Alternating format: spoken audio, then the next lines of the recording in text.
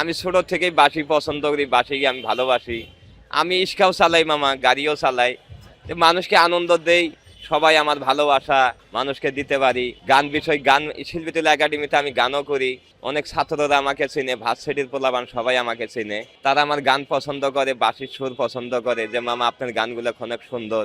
তৃপ্তি মামাই যে সবাই 10-20 টাকা করে দেয় চা পানি খাওয়ার জন্য ভালোবেসে।